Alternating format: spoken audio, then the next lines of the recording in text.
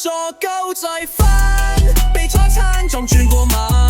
顧客老闆4MK 屌你老母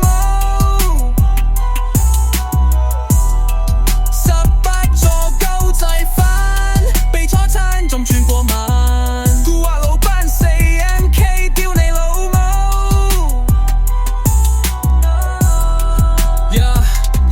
勁開元朗店買個大閘怪賣，領之前仲問多次係咪大閘，我先拎返到去一睇有俾錯，我打電話去問，當年仲反話係蒙咗人哋過分，叫我自己慳返去換，你知唔知元朗幾大？問題係你哋俾錯，然後叫我下次去報飯就 cut 狗，我先打返去已經無淚零千過萬，你個人要唔有下次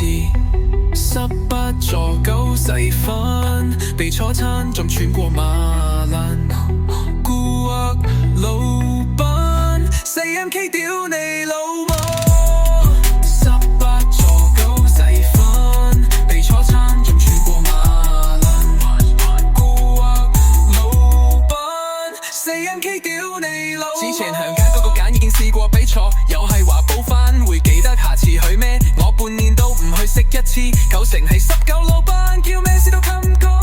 波級後拍花唔想下，唔記得唔敢投訴，就算狗數有時仲係賣完走塔查，變返都去換，到下次再經過都唔知幾耐，到時佢哋都唔記得，邊會真係補俾你？我打去其他分店，文件揾到月樓店冇一間接電話，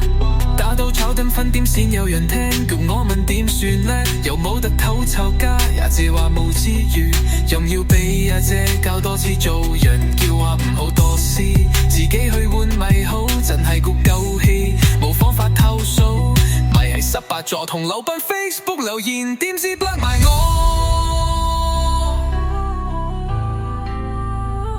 其實你講句 sorry 或者 pay 未俾返錢你，我都唔會咁興屌你老母。